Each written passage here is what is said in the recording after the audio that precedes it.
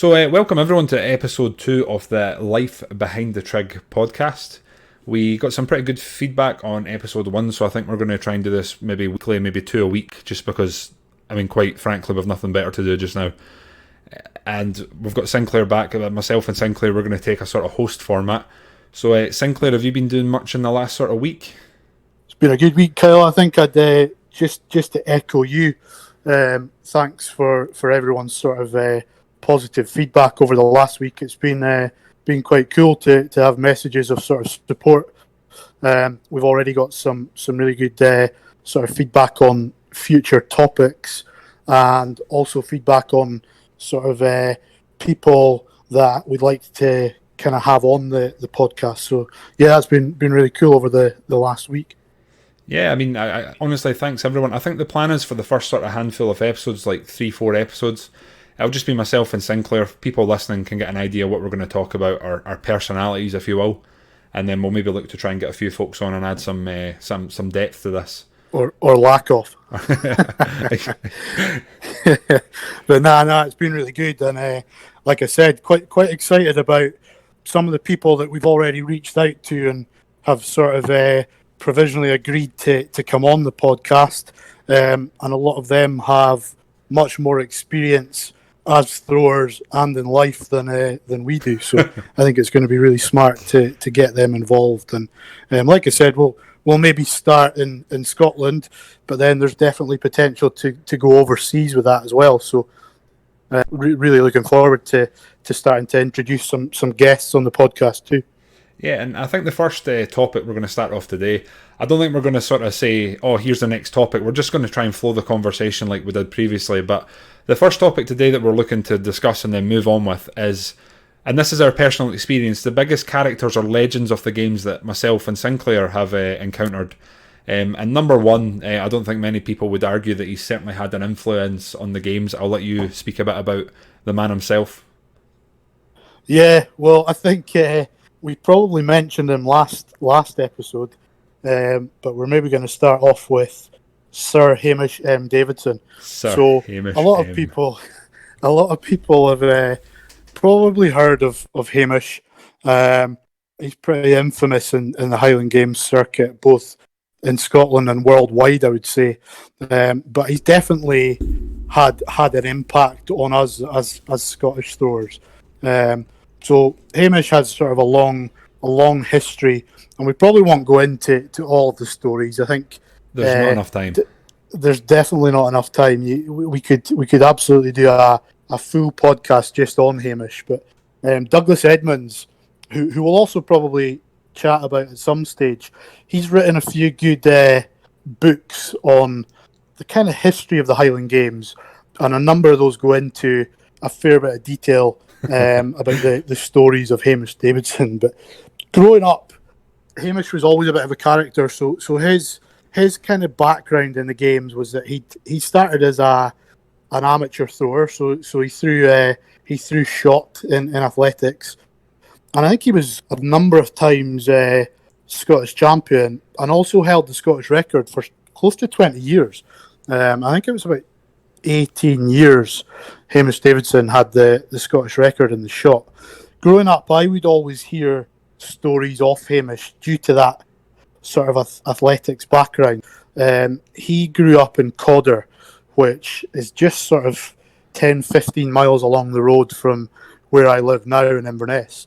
But as I said, he came up, he had a couple of Scottish records, or he held the Scottish record in the shot put for close to 20 years. And then he made the jump from amateur to professional Highland Games. So once he became a professional, I think he won a number of big titles. He was champion at Crieff. So Crieff is our Open Scottish Championship. He, I think, won Braveheart at some stage. He also won a Boyne. But probably what he was maybe best known for was the famous 51-1. So Kyle, you can maybe expand on his 51-1. We obviously with our Team Alba made some 51-1 baseball caps, which we'll maybe look to do another run off. But did you ever throw at games where where he did his little 51-1 spiel. I mean, first of all, I want to call Sinclair an absolute sellout for plugging his merch. But yeah, I mean, I've heard it multiple times, and let's be honest, I've been in the mid to high 40s with a heavy stone, definitely not with a ball. But I don't think anyone who's competed in Scotland hasn't heard someone at some point say 51-1 with the 22-pound ball. The old women in the streets still talk about it today. And he'd go along those lines telling you about it. And I can remember one year being at Gordon Castle and trying to get him to start with some of his stories. And he did mention the 51-1, and then he started talking about the stones of density. Yeah, he loved those. So they were kind of, what were they, like 50 kilo wheels? Oh, I don't, which he they're definitely not calibrated or the same weight. They were just they changed weight. They changed weight every single games, but he'd stick them on the end of an Olympic bar, and then he'd always have us deadlift at his games, and we'd be deadlifting. I reckon we'd be deadlifting maybe 260 kilos, but of course the crowd would be told that we were deadlifting 340 kilos. So it always boosted your ego a little bit when you went to. My genuine deadlift PB was at one of Hamish's games. Like I struggle to deadlift, right? I've got a weird AC joint, and I can clean, I can push press, I can do behind neck, and my shoulder's fine, right? But see, when I deadlift and get up to some sort of high weights, my shoulder just feels awkward, my right side. So my actual deadlift PB was at one of the most surreal Highland games I ever took part in, which I believe he labelled MD, which is M&D's, Highland Games. So M&D's is like a small theme park in Scotland. Yeah. And I went to compete there. He'd asked like a handful of us along, and it was one of the most surreal Highland Games experiences of my life. It's because of the events as well. You'd always you'd have your traditional Highland Games events, but then there'd just be random add-ons that were sort of decided 5 minutes before. So it was quite cool. Like growing up, when I hit maybe 16, I had Jason Young lived in Tane, where I went to school, and also Malcolm Cleghorn at the time was doing a fair bit of throwing as well. So every single Wednesday night in the summer for about 10 to 12 weeks, we would travel from Tane to Fort William, which was about 2.5 hours. So it was good kind of spending time with those guys and just learning from their experience in the games. But the reason we were travelling down was to go to Hamish's Braveheart Highland Games. See, I've every heard Wednesday of it. night in Fort William, which is a big sort of tourist spot in Scotland, we'd travel down and he would run his Braveheart Games, which was, again, a combination of Highland Games events, but also the most random sort of strongman events that you'd ever seen. So for sure we'd be pulling his Jaguar on the grass, risking a ruptured Achilles every week. But again, for me, it was great. Just the experience of meeting Hamish, having him commentate, and then he'd force us to go and kind of engage with the crowd. I think that's something we don't really do enough of now at Scottish Highland Games. Like during the 56 for height, he'd have someone go out with a 56er and just let the crowd feel the weight of it, you know? Yeah. And it just gives them some perspective, because if they're just watching us do events, they've no idea what's really going on. But I also saw some quite impressive throws at those Braveheart Games as well. Guys like Aaron Neighbour, Gregor Edmonds, I'm sure Bruce Robb, they'd always come up and have a throw on a Wednesday night. It was good because you were guaranteed £100, which would cover your fuel as well. But no, he was an absolute character. And I think when Hamish was younger as well as throwing, he I'm sure he podiumed at Britain's Strongest Man as well, and I think put up some pretty big powerlifting numbers as well. Yeah, I mean, the thing is, Hamish had so many bows to his string, strings to his bow, if you know what I mean. Bows to his string. But he certainly he excelled at quite a number of things, and he seemed to be good at anything that involves sort of strength or athletic movement. Willie told me many stories about him. One of them, and I can't remember the exact, but I knew a catalogue of information about Hamish before I'd even met him through Willie Robertson. He's my coach. We'll talk about him a bit later. But he told me that Hamish was on the edge of some sort of British selection. to go to some sort of international competition. And he was sitting waiting, and I believe a handful of people had had the letter saying they were selected. And I think Hamish had basically thought, oh, sod it, I'm not getting it. So he turned professional at the Highland Games. And I believe he competed. And Willie had told me it was when he came home or a few days later, he got a letter through telling him he'd been selected, obviously, as an amateur. And he then couldn't do it. So he couldn't go back because he'd gone pro. But most of my stories of Hamish before I'd even met him had painted quite a rogue picture, if you will. I'm sure at some stage in his throwing and then commentating career, he was arrested. I don't have any details on that, but he was actually he was a good artist as well. So yeah, there's so much isn't known about him. Like, he was a semi-successful farmer as well. Well, he used to have a mink farm, and they were sort of like ferrets, aren't they? Yeah. Mink. I think that's kind of how he started out in farming, and then he switched to travelling the game circuit, selling paintings of Highland cattle and stuff. Like, you know what I mean? So whenever he'd run demos, there'd always be someone that he had lined up with a little stall selling his paintings for £100 a pop. I can remember being 17, 18 and I'd asked Willie to go along a sort of come and try thing for people to come out the crowd and try. And I'd sort of been asked to come and help, and he goes, you can have, say, I don't know, you can have £50 or I'll give you this weight that you can practice with and get better. And I would be like, I'll take the weight. And then I'd take that instead of getting sort of a payment for my services rendered, if you know what I mean. Yeah. I think I still have one of those, or Willie's got it, and his wife has it. Willie's wife has it in the garage still. But it makes you laugh, and honestly, I need to talk about this M&D's Highland Games demo I did with him. So it was a competition. There was about 6 of us competing, and there was meant to be a load of strongmen that turned up as well to do some bench press and deadlifting. And then this bloody carpool, right? So M&D's the theme park, or the sort of rides and whatnot. They had like a safari truck, they called it. So I don't know what the weight was, like a ton, 1.5 tons. And we were to pull it with a harness on as far as we could. So if I remember correctly, I was first up and I was moving it, and I was like, this thing isn't moving. Like, I thought it would move all right. And then all of a sudden, I just heard the noise and the handbrake was released. So I'm walking along first up, and suffice to say, I didn't win the event, but that was an experience. And then I remember us competing, and there was maybe like 10 competitors all in, and there was maybe 20 people came through the gate, including Amy, who's my wife, being one of them. Amy left 15 minutes after the event started to go watch a rowing competition because there was almost nothing happening. He's just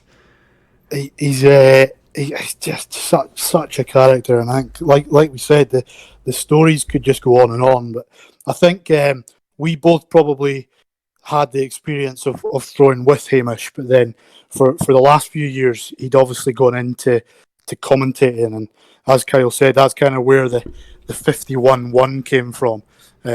He'd absolutely hammer that on the mic, but it was so funny just watching the kind of expression on the crowd's faces, and the description of throwers was brilliant as well. Like, he'd usually ask you a few questions about how training's been going and how things have been over the last couple of months, and then he'd massively elaborate on that during the events. And sometimes it was decent prize money at his games as well, and you would be trying to take things seriously, but you'd be like bending down to pick the caber up, and you'd just have to crack up laughing with some of the stuff that the guy would come out with. But no, he's definitely one of I would say for me the biggest characters in the Highland Games, and obviously he's sadly no longer with us, but that's kind of why a few years ago now we'd released our 51-1 hats, which again we probably will look to do another run on. So I think he's for me one of the biggest characters of the Highland Games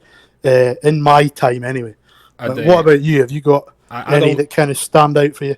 I mean, Hamish has to be mentioned, and also has to mention that I only competed against him once in my first ever professional games, if you'll call it that, aka not an age group level, and I technically did get the W, if you know what I mean. I'm not sure to brag about it with the man being in his probably late 50s. But another one I want to mention, and this is like growing up and coming through the ranks of the under 25s, which is a league here, which is an incentive by the Grampian Games Association for younger throwers.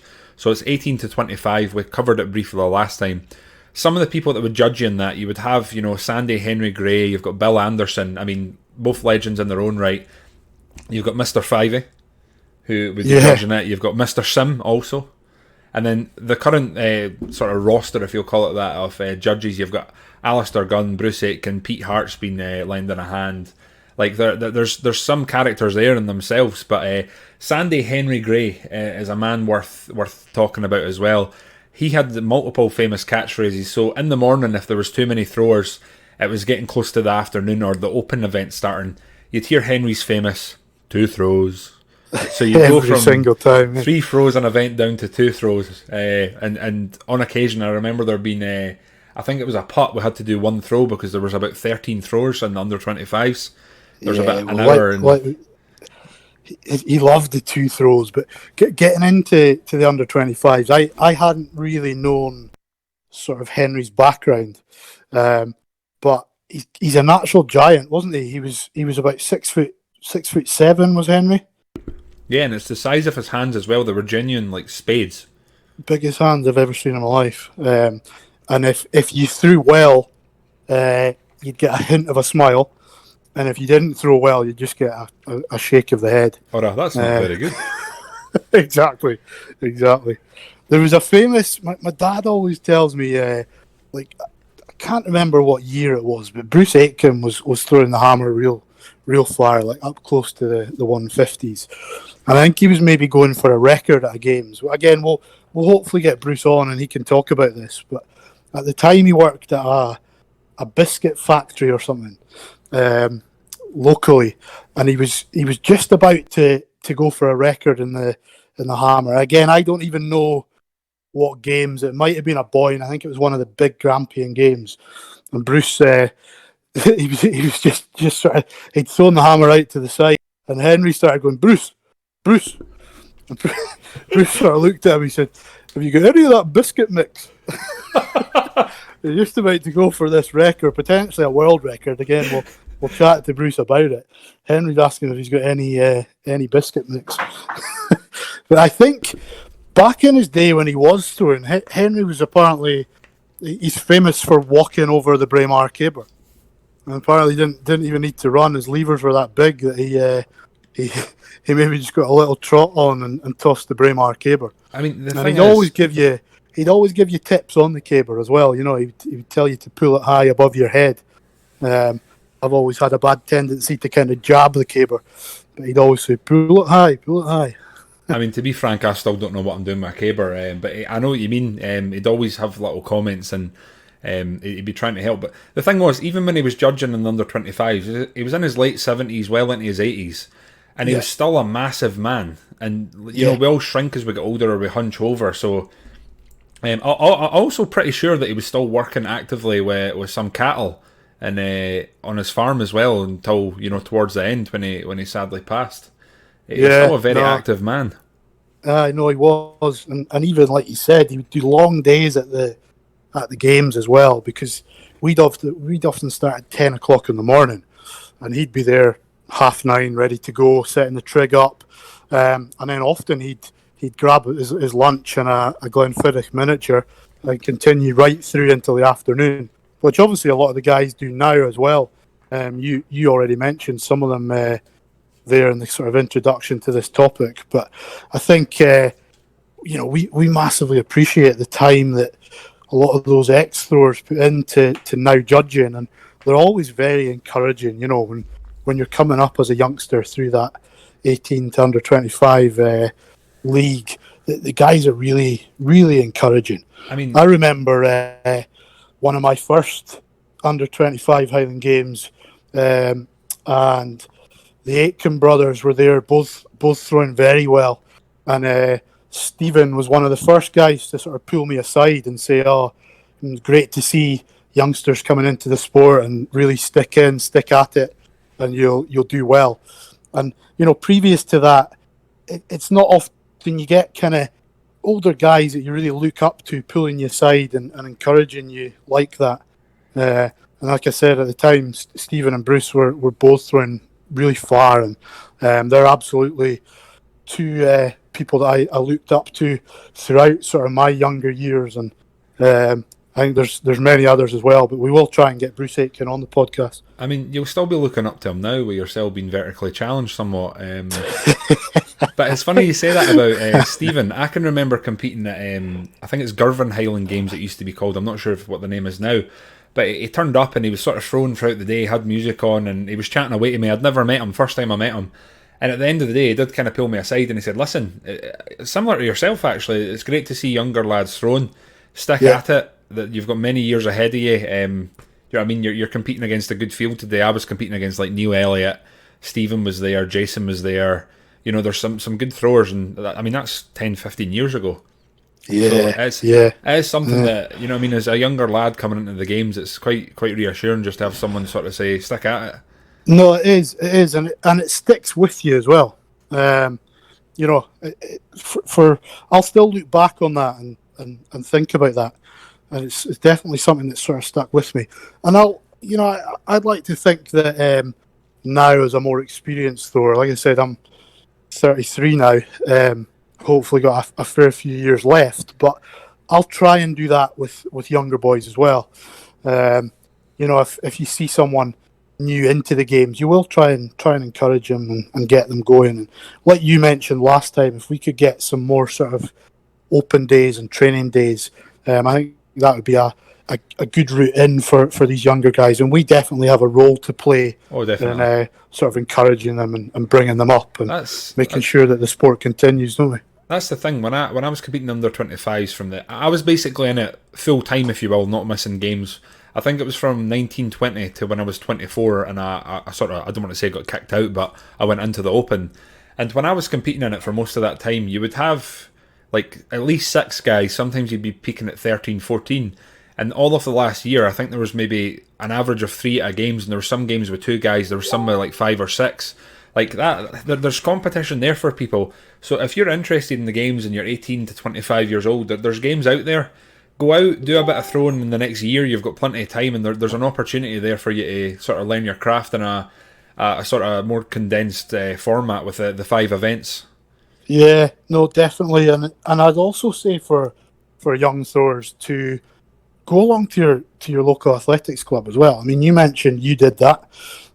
You started as a sprinter. I also went to the Black Isle Harriers when I was young, and it was the best way into throwing. You know, through shot and discus. Through Never running. really tried the wire hammer, but I think for the basics of things like strength and conditioning, you can't really beat going to an athletics club. No, I mean, it's your bread and butter, really, isn't it? Yeah, no, absolutely. I think that's a great route into throwing. Going back to the Glenfiddich, Kyle. So you obviously mentioned Henry, and I think he was a sort of mainstay judge for both of us coming up and through. Yeah. But another kind of surreal experience was always being judged by Bill Anderson. Arguably, probably the greatest Highland Games athlete of all time. I would argue one of the greatest Scottish athletes, and definitely one of the greatest Scottish throwers of all time. Again, we could probably do a full episode just talking about his CV of what he accomplished. But having him judge you like someone like that was unbelievable. Just the sort of presence of them at the games, you were kind of like, wow. It was strange always, and he would do the bigger games. I think would he occasionally do a Boyne? He definitely did Braveheart, didn't he? Yeah, I saw him multiple times at Braveheart. He's definitely judged me at a Boyne a few times. I feel like I've seen him somewhere else, but I can't put my finger on it. No, but he was definitely every year he would judge at Braveheart games, and again quite similar to Henry Gray. You know, Bill, for us as younger throwers, he wouldn't be over the top ever. Far from it. You know, if you got a hint of a smile, you knew that you'd done something right, and he would kind of whisper the odd comment to you as you walked away from the trig after a throw. He wouldn't necessarily be the type of guy to take you aside, but he'd definitely give you some quiet encouragement. I had a well done from him once. I'll give a bit of background, but the old Meldrum Aberdeen games under 25 / Glenfiddich was always a double header.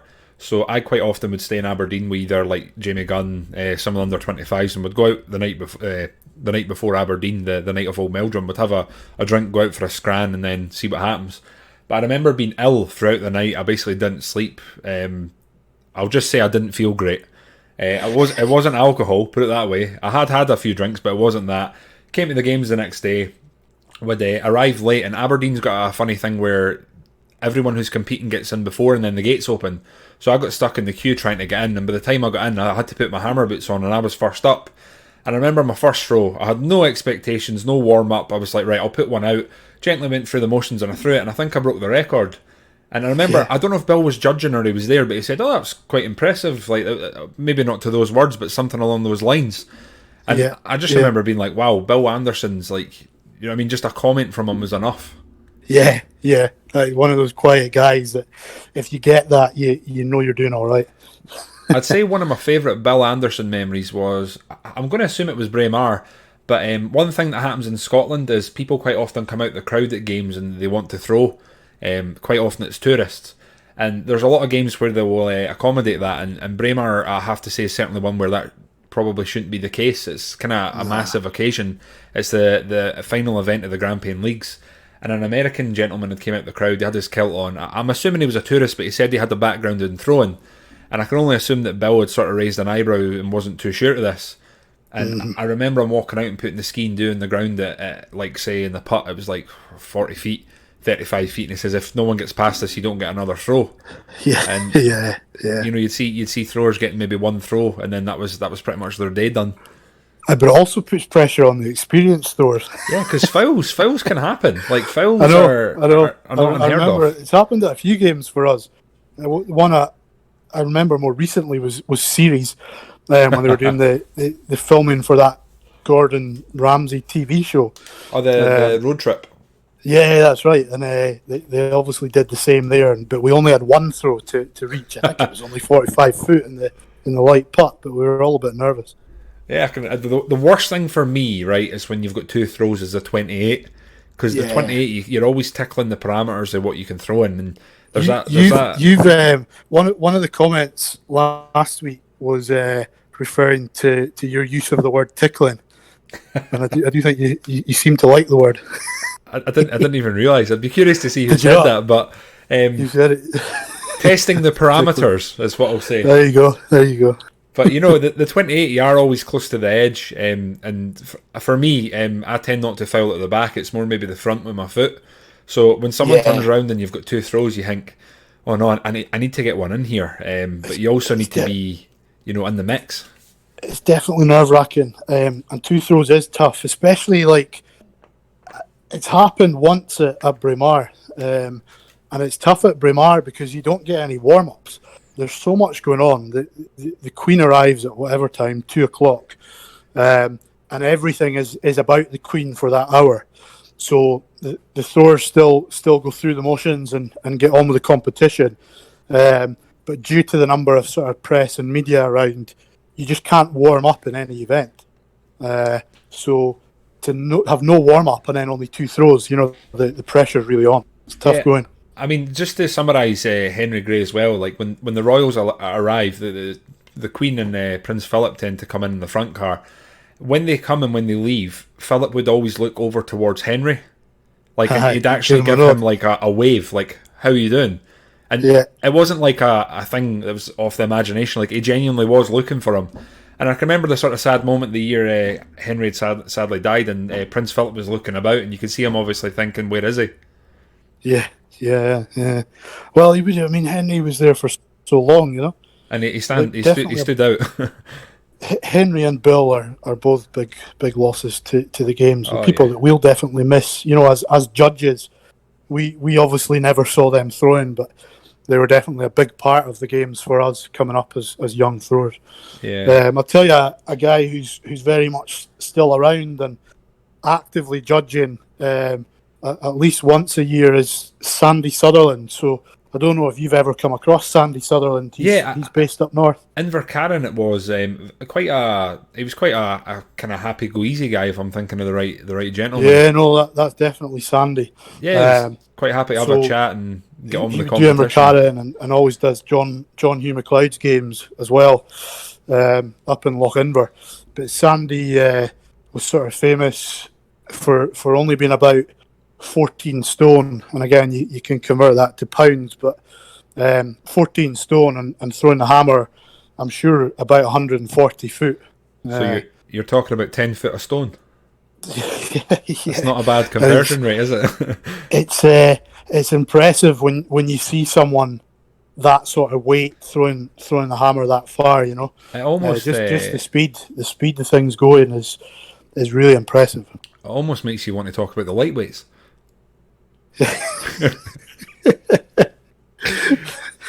That when you've not eaten enough to get into the heavyweights. I think so. But yeah, Sandy. Hey, I've gone the other way. I'm trying to lose weight, so.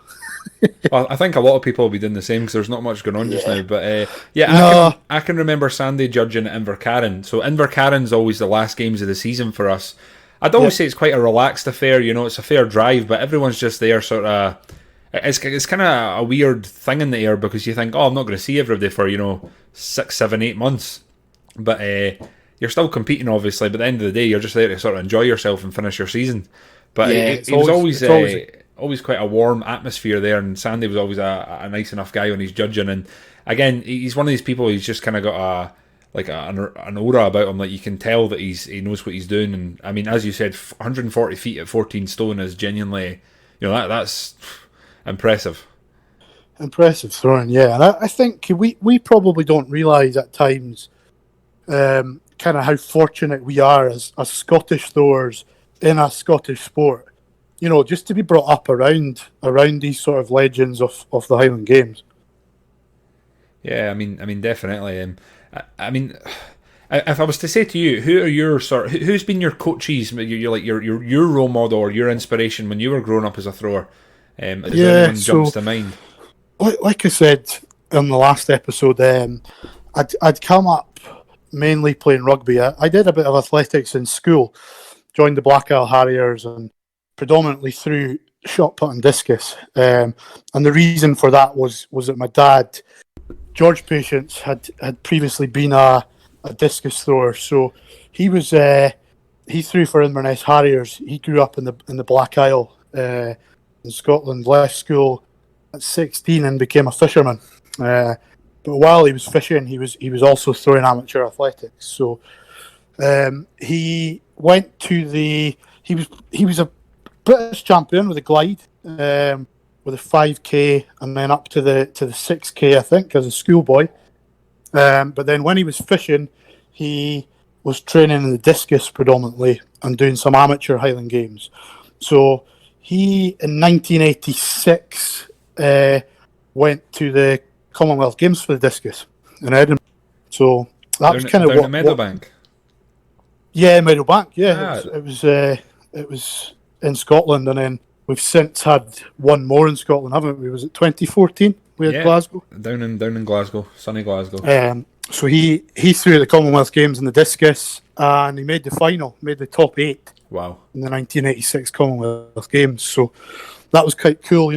I was obviously just born at the time, I think, but I always knew about that growing up, and that was sort of what got me into athletics. So I started throwing the discus, gravitated more towards the shot put. Won the Scottish schools when I was in 6th year, so I would have been about 17, and then went away to play rugby for a long time. But when I came back, which was about 2009, 2010, he really got me into throwing again, and was always sort of one of my biggest inspirations in throwing. So in his career, he went on to throw in the professional Highland Games and won the Webster World Championships in 1994, and also the SHGA World Championships as well. So always someone that I've looked up to in the Highland Games. But I'm sure you know what it's like. I never, growing up, would listen to him. Like although he'd done that, he'd had his athletics career and professional Highland Games world champion. I often wouldn't listen. I think I'm probably quite difficult to to coach. I think I can pick techniques up relatively quickly, but I'll always go off track and look towards my own sort of training. I've done that for a while now, and it's only now at 33 that I'm kind of thinking he's been right all along. That's only taking a few years, you know. Yeah, exactly. But like I said, hopefully not too late. And no, my dad's definitely, I would say, my biggest inspiration in the Highland Games.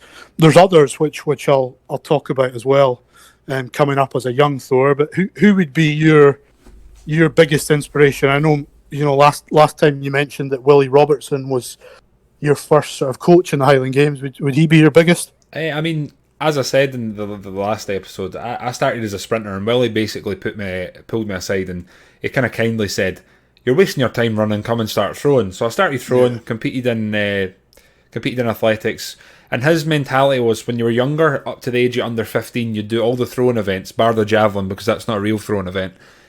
But you do all the throwing events, and then once you hit under 17, under 15, you choose the events you want to sort of maybe do. So I was drawn towards hammer, and I reluctantly sort of threw discus and putt. But the hammer was always mine. I competed at age group level and whatnot. He took me through that. And then it probably would have been about the age of 16, 17, just before going into the under-20s. I moved through to Glasgow, and I was coached by a gentleman called Duncan Hugel. Wee Geordie fella. Apparently, I never saw him thrown, but he was a very impressive specimen in his youth. A small fella with an incredibly large amount of explosive capabilities.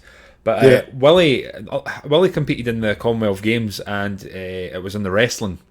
But was that the same? Was that in Scotland as well? 86. I'm honestly not sure. I'd need to double check. I wouldn't want to say something and it's not the truth. But I know that the first professional Highland Games I competed in was actually in his Commonwealth Games kilt. Was it? Yeah, that's what I was wearing, and I remember having to put a belt on because it was a little bit too big for me. But I'm sure he competed in the Commonwealth Games at the age of 40, and it was against a former New Zealand prop, like international. And cool. I think he was over, the prop was over in Scotland for something, and Willie actually met up with him, and they went out for like a meal and a drink. Did they? Yeah. But Willie, I always remember him telling me the story that he was at his mum's house one weekend, and he'd been over in Canada competing, and there'd been film crews about, and he'd been interviewed and that, and he didn't think much of it. And then this TV show was it was at his mum's, like by chance. They were sitting watching it, and they'd literally made like a hero out of him because he was competing in the throwing events. I think he'd done like the 90 yards or something along those lines, and then he was also doing the wrestling. So they just started following him about. He wasn't fully aware of it, and there's just this full TV show painting him as like, I can do everything, you know. But yeah, I mean, I grew up with him. He was always kind of a funny guy. I'd always hear stories about Willie Robertson, like he would never cheat. I think Willie was a great guy, but there were always funny stories. He told the line. He'd try and conceal a strap. Do you know what he'd do, Sinky? He'd tickle the line of what you were allowed to do. There we go. There it is. But he used to ask me to train with the strap and the weight events just because he said it'll save your grip. And here's a fun fact for you. I think he tried to sneak it into games. I remember though when you first started throwing, you did the little wire hammer technique in the 28. Yeah, it was one turn, so you do a sort of half hammer turn in your first, and then you go into like a discus turn. And I mean, I guess it kind of worked, but I was never going to beat you last. But here's a fun fact for you. One of the things that sort of clashes with the games across the Atlantic is the whole rotational weight for height and standing weight for height. And Willie always told me that at Grangemouth Highland Games, which is my hometown, Chris Black was throwing, who is a very prominent wire hammer thrower. Used to hold the British record until it was taken the last few years. I think initially by Mark Dry and now by Nick Miller. Is that right? Yeah, I think that's right. Yeah, because he went into coaching Chris, didn't he? Yeah, and I think they were doing the weight for height, and there was someone beating Chris, and Willie turned round and he says, "I've got the rule book here, Chris. There's nothing that says you can't do a hammer turn and throw it over the bar." So I believe it was at Grangemouth Highland Games, which used to exist many years ago and does not now. Chris Black won the event doing a rotational, and I believe whoever it was they beat sort of turned around and went, "You can't do that." And many people credit that with the birth of the rotational weight for height, or at least Willie did. Yeah. I'm sure there's loads of stories about different techniques, isn't there? But no, that's an interesting one. The other one, That's you can still throw. So you can still throw amateur games, the weights with two hands, can't you? yeah, and I believe you can also use a hammer glove. Yeah. Amateur they're games under in athletic Scotland rules. you can, whereas in professional games in Scotland we're not allowed to wear gloves. We're allowed tape on our fingers, but we're not allowed to wear gloves. Yeah, I don't see. I mean, I don't know. There's guys that have thrown the weights a lot further than I have wearing gloves, but I see how the glove would massively benefit. Sorry, you, Sinclair, I'm not sure what happened there. You cut out for about 5 seconds. We just no, heard you did I? mention Sorry, the no. I glove. was just saying, Kyle. I'm not sure. There'll be guys who have thrown the weights a lot further than I have with gloves, but I'm not sure how gloves would benefit you unless it's really hot weather. So maybe if someone can message us and tell us why gloves help when you're throwing the weights, that would be good. I mean, you'll just build up like 5 years worth of tacky, and then you get to know it, and it helps you. yeah. But one of my favourite things about Willie, and I didn't actually hear this from him, but he did confirm it. Willie used to cut about on his moped or his small motorbike doing the game circuit, and he'd sleep under bridges with just his kilt and his throwing gear on him, and basically go town to town through the summer making his money. He saved his money, and that's how he actually built his house, which is in his town that he stayed in called Torfickan. That sounds similar to Hamish Davidson. There you go. Apparently, he turned up at games with like twigs in his hair. He always had this big like mane of hair. And someone said to him, "Hamish, you look terrible. Where did you stay last night?" He's like, "Under that tree." The other person that I need to mention as well is Walter Weir. So Walter was a bit of a stalwart on the amateur circuit down this way, and later became a professional. He's helped me a lot in my later games career in terms of we do a lot of like corporate and demonstration days together. He's also been pretty good with me in terms of equipment and just generally helping out where he can. Someone I probably I wouldn't have the equipment and the capabilities to train the way I do just now without his input. He's also got I would argue, one of the best weight for height setups I've seen. It's a knockoff bar that you just pull a bit of rope and it goes straight back on. It's pretty genius. That's, I mean, another difference in Scotland to America. I know we'll discuss it further, but we always have knockoff bars. Certainly at SHGA games, we always have knockoff bars for the weight for height. So anything like that can help. Saves a lot of time, doesn't it? Oh yeah, because I mean, resetting the bar, especially if it's wooden and it snaps in between, throws. I mean, everyone's got 3 throws at every height, and sometimes you can do 6, 7 heights in a competition. So if people are hitting the bar, it's a lot of wood to go through, a lot of changes. So anything that can streamline is obviously a good thing. One of the best setups I've ever seen is Douglas and Gregor Edmonds. They have a great setup for weight over the bar, and obviously extends up for the sheaf as well. Oh yeah, the big, which is one of the only games we throw the sheaf at. The big tower. yeah, it's brilliant. Yeah, I mean, you can do pretty much everything around it, and you just move the bar up and down. It's one sort of universal bar, and it's really, really easy. Yeah. But they do it really well. Gregor does everything well with his games and the way that he runs them. It's always very efficient. Even his net, it's got like loopholes on it, and he'll fire it up. But after the hammers are over, he'll always take the net back down so the crowd can see. And I think that's important because, at the end of the day, we're there for ourselves and competition, but also for the crowd. If they can't see what we're doing, it's pretty much pointless. Well, it's a spectator sport, isn't it? That's the basis of it. Yeah, exactly. And like I said, Gregor and Dougie Edmonds always do that very well. I suppose that'll be through Dougie's background, which... Oh. Well, I think Sinclair's just accidentally exited the voice channel, but Dougie's background was quite heavily in strongman, and I mean, he can discuss all those things in his book. I believe Sinclair is back. Yeah, I don't know what happened. We're struggling today. It went too well last time. You were just discussing Dougie's background. I was saying he obviously has a heavy background in strongman, and I believe he's been credited with being sort of the father of modern strongman in many ways. And he obviously he was one of the kind of founders of World's Strongest Man, wasn't he? Yeah, and I don't know how well known that is, if I'm being honest. Like, he's pretty much the grandfather of the modern strongman, and obviously had quite an extensive Highland Games career, as did his son Gregor. Yeah, well, Gregor was world champion in 2007, I think. Finalist and world's strongest man as well. Yeah, yeah. Gregor's a fair character as well. Speaking of characters of the Highland Games, and I'm sure we'll chat to him at some stage as well.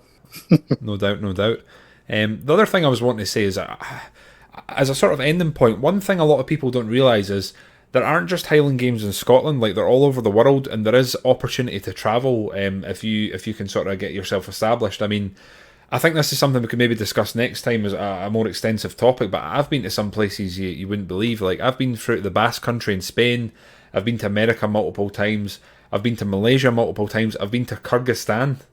You know, there's just mad places you wouldn't realise you can go.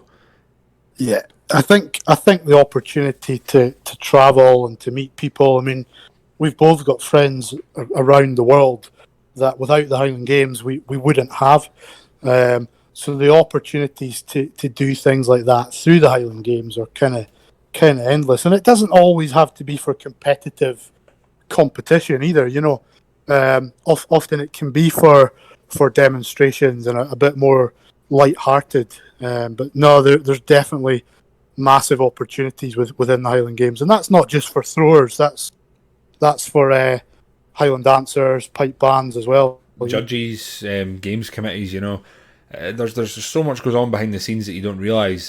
Just to put an event on as well. I mean, I know Jerry Reynolds, the sort of director. He works for Inverness Council. Is that right? Yeah, well, Jerry's the events manager for the Highland Council, but he's run Inverness Highland Games for the last number of years. I think 15 years or more. Yeah, he sent me a load of information just sort of explaining what it takes to put a games on, and I mean, I read part of it and I was overwhelmed. So I honestly take my hat off to any committee and anybody who, you know, puts the effort through to put a games on, because quite often that's forgotten in this sort of day and age. Definitely, yeah, and we also need to think about them kind of given the current circumstances as well. I mean, we're only talking about this because we're involved with the Highland Games, and hopefully we can get back to competing in the events, you know. But across the world, there's some volunteers that put a huge amount of time into the sport, and again, that's not just throwing, that's across the board. So I think we need to appreciate them, and it's maybe something that we'll look to discuss further on the next episode. Yeah, I mean, I feel it's a nice place to wrap up this episode. We've been through quite a few topics. I think next week we'll perhaps look at more sort of trips we've been on, and, you know, perhaps differences that exist in the games. But I mean, thanks for joining me again. Thoroughly enjoyed last week. Hopefully this week's turns out just as well. Yeah, no, absolutely, Kyle. It's been good to chat again and again. I've been wandering around a wee bit, trying to avoid grass cutters. It's a nice day, so all the neighbours are out. Maybe dropped off a few times.